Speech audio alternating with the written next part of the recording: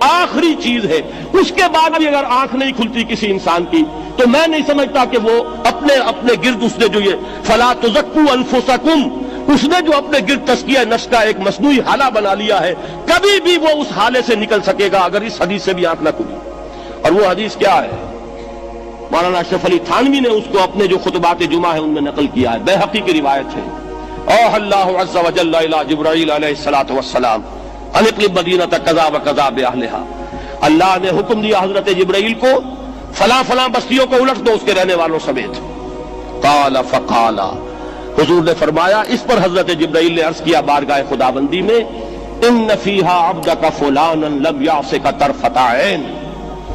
پروردگار اس بستی کو الٹ دوں، اس میں تو تیرا فلاں بندہ بھی ہے جس نے کبھی پلک جھپکنے جتنی دیر بھی معصیت میں بسر نہیں کی۔ اب آپ اندازہ کیجئے، یہ جو ہے نا اپنے آپ کو رگڑنا اور مانجنا اور پوری زندگی رگڑنے میں اور مانجنے میں لگا دینا۔ ہم بعض بزرگوں کے تذکرے میں سنتے ہیں اتنے اللہ والے تھے، اتنے اللہ والے تھے کہ ان کا گھوڑا بھی کوئی مشکوک دانہ نہیں کھاتا تھا، اور وہ خود جو ہے وہ انگریز کی عدالت میں بیٹھے ہوئے اور انگریز کی نوکری کر رہے تھے۔ یہ ہے وہ میکروسکوپک اور مائکروسکوپک کا عدم توازن۔ طاغوت کی چاکری کر رہے ہیں، انگریز کی ملازمت کر رہے ہیں، انگریز کے قانون کی تنفیذ کے اندر اعلی کار بن رہے ہیں، لیکن ذاتی تقوی اور ذاتی نیکی اور ذاتی للہیت جو ہے اس کا معیار یہ ہے کہ ان کا گھوڑا بھی مشکوک چارہ اور مشکوک کھانا نہیں کھا سکتا۔ یہ ہے وہ عدم توازن، اس کو نوٹ کیجئے گا، جس کو کہ اس حدیث میں محمد رسول اللہ صلی اللہ علیہ وسلم نے واضح کر دیا کہ حضرت جبرائیل عرض کرتے ہیں کہ اللہ فلاں بستی کو الٹ دوں، اس میں تو تیرا فلاں بندہ بھی ہے جس نے پلک جھپکنے جتنی دیر بھی معصیت میں بسر نہیں کی۔ ذاتی نیکی کا اب اس سے اونچا کوئی مقام کوئی شخص مجھے اگر بتا سکے تو میں اس کا مرید ہو جاؤں گا۔ اس سے اونچا کوئی مقام ہوگا کہ آنکھ جھپکنے جتنی دیر بھی کسی نے معصیت میں بسر نہیں کی، ذاتی نیکی کی معراج۔ لیکن حکم کیا ہوا بارگاہ خداوندی سے؟ قال فقال، حضور نے فرمایا، اللہ تعالیٰ نے حکم لیا جبرائیل کو، اقلب علیہ وعلیہ، الٹو اس بستی کو، پہلے اس بدبخت پر پھر دوسروں پر۔ کیوں؟ فإن وجهه لم يتمعر في ساعة قط، اس لیے کہ اس کا چہرہ کبھی میری غیرت میں سرخ نہیں ہوا، اس چہرے کا رنگ نہیں بدلا۔ بے غیرت انسان، بدیاں پھیلتی رہیں، میرے دین کو روندا جاتا رہا، میری شریعت کی دھجیاں بگڑتی رہیں، عوامر کا مذاق اڑایا جاتا رہا، نواہی کے لیے دنیا کے اندر جن چیزوں سے میں نے روکا اس کے لیے فلسفے تراشے گئے،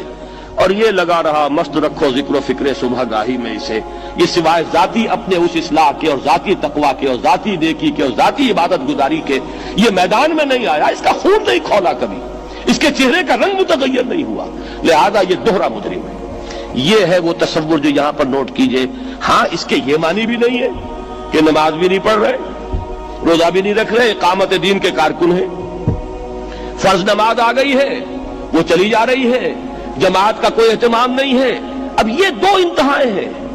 ایک انتہا یہ کہ وہ تزکیہ نفس جو ہے اسی میں وہ رگڑنے اور مانجنے کا عمل جاری ہے،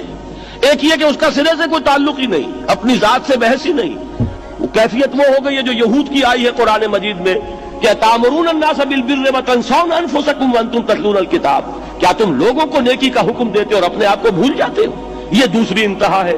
پھر وہی بات عرض کروں گا، وہی بال سے زیادہ باریک اور تلوار کی دھار سے زیادہ تیز راستہ ہے جس پہ چلنا ہوگا کہ نہ یہ ہو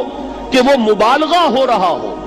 اپنی ذاتی اصلاح میں تو مبالغہ کی حد تک آگے جا رہے ہیں، اور دوسرے یہ کہ اپنے دین کی تبلیغ و اشاعت، اقامت دین کی جدوجہد، اس کا کھانا ہی نہیں کھولا زندگی میں، وہ کھاتا ہی نہیں کھلا۔